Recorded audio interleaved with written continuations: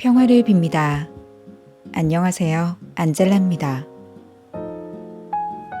세상 속에 살면서 주님을 따르는 일은 손해보는 것 같고 어리석어 보이는 것 같고 바보 같아 보이기도 합니다. 주님을 따르는 길은 평탄하지 않고 거칠고 메마른 땅을 걸어야 하는 것 같지만 우리는 압니다. 주님을 따르는 길 끝엔 하느님의 나라가 있다는 것을요.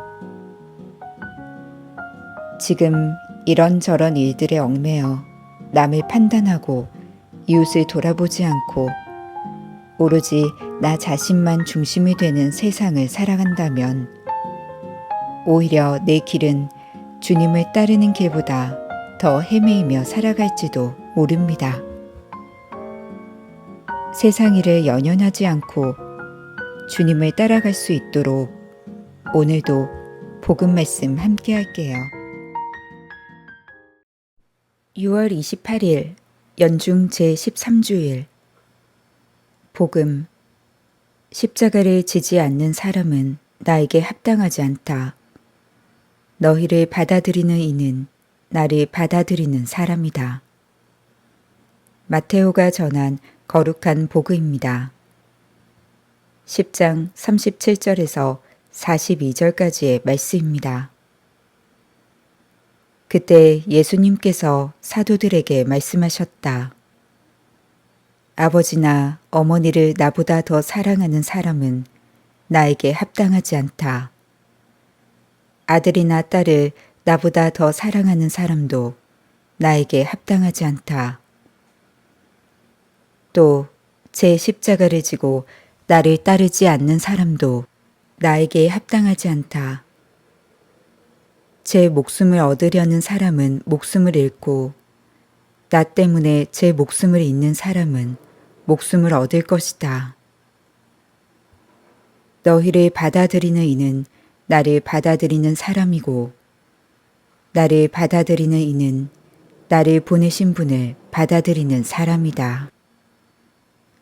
예언자를 예언자라서 받아들이는 이는 예언자가 받는 상을 받을 것이고 의인을 의인이라서 받아들이는 이는 의인이 받는 상을 받을 것이다. 내가 진실로 너희에게 말한다. 이 작은 이들 가운데 한 사람에게 그가 제자라서 시원한 물 한 잔이라도 마시게 하는 이는 자기가 받을 상을 결코 잃지 않을 것이다. 주님의 말씀입니다. 오늘의 묵상. 오늘 복음의 주제는 그리스도의 사람입니다. 외국에서 공부하고 있을 때 후배 신학생들이 한국 식료품을 소포로 보낸 적이 있었습니다.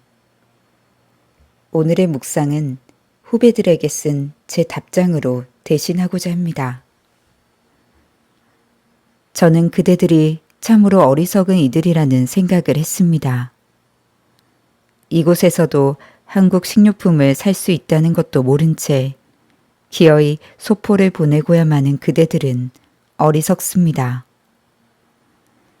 12시간 넘게 걸리는 이곳에 소포를 보내면 고추장 용기가 깨질 수 있다는 사실보다 이 사람이 고추장 한 숟가락 먹지 못할까 걱정하는 그대들은 어리석습니다.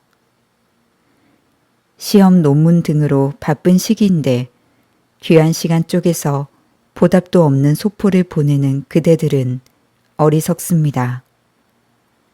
세상은 그대들처럼 그리 어리석지 않습니다.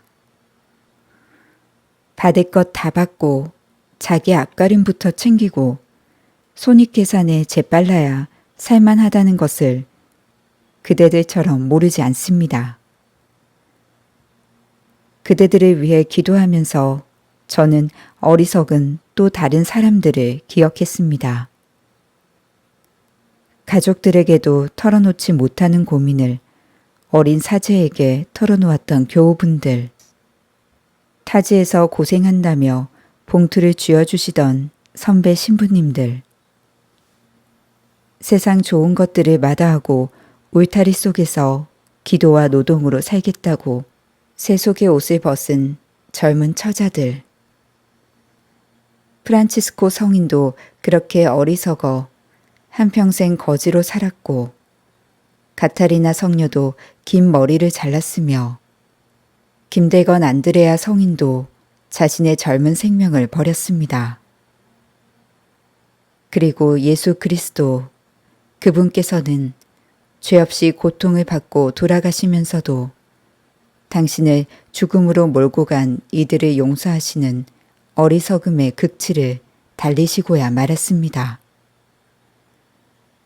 어리석은 이들이여, 그대들의 어리석음이 하느님께 큰 찬양이 되었으리라. 세상의 빛과 소금이 될 것이라. 그대 자신들을 살릴 것이라 믿습니다. 어리석은 그대들에게 제 어리석은 사랑을 고백합니다. 사랑합니다. 함께 갑시다. 또 제 십자가를 지고 나를 따르지 않는 사람도 나에게 합당하지 않다. 또 제 십자가를 지고 나를 따르지 않는 사람도 나에게 합당하지 않다. 또 제 십자가를 지고 나를 따르지 않는 사람도 나에게 합당하지 않다. 나의 목자이신 주님, 세상의 전부를 가진다 해도 주님을 따르는 일이 가장 우선임을 알고 제 십자가를 지고 주님을 따르는 오늘을 살아가게 하소서. 아멘. 평화를 빕니다.